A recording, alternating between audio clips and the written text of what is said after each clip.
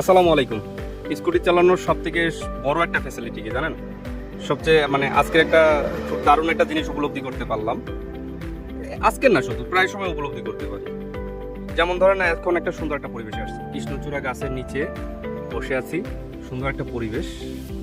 ওদিক থেকে cold drinks নিয়ে আসছি, ঠান্ডা পানি নিয়ে আসছি, সেগুলো খাচ্ছি। কোল্ড ড্রিঙ্কস নিয়ে আসছি অনেক আগে, কিন্তু ঠান্ডা এখনো আছে। কি জন্য? এই যে বক্সের ভিতর করে নিয়ে আসছি। এখানে এই ভিতরে একটা বক্স আছে, এখানে অনেক বড় একটা বক্স আছে। আপনারা যারা স্কুটি সম্পর্কে জানেন তারা সবাই জানেন। বক্সের ভিতর করে নিয়ে আসছি, ঠান্ডা এখনো আছে। এক দুই নম্বর কথা হলো, আমার এই সুন্দর পরিবেশে, এত সুন্দর পরিবেশে একটা গান না চাললেই হয় না। জায়গাটা উপলব্ধি করতেছি, আর সাথে আমার মোবাইল ফোনে একটা গান ছেড়ে দিলাম। গানটা ছেড়ে এখানে রেখে দিলাম, সাউন্ড আরো বেশি হবে। এখানে একটা স্পিকারও রাখা যায়, দুইটাই আছে। তো স্পিকার বহন করা এটা কেমন জানো? তো মোবাইল ফোনে গানটা ছেড়ে রেখে আমি এখানে বসে বসে পরিবেশটা উপভোগ করতেছি।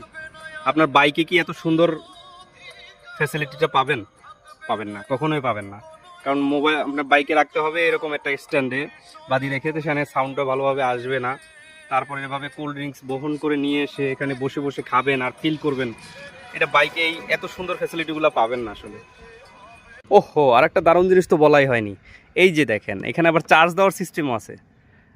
আমার ফোনে যদি চার্জ শেষ হয়ে যায় বা ডিভাইসে যদি চার্জ শেষ হয়ে যায়, এখান থেকে চার্জও দেওয়া যাবে।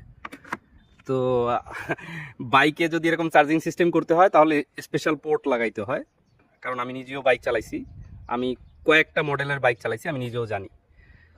তো স্কুটি চালানোর মজাটাই আসলে অন্যরকম, এটা অন্যরকম একটা ফিল। এটা আসলে স্কুটি লাভাররাই বুঝবে, বাইক লাভাররা আসলে এটা ফিল করতে পারবে না।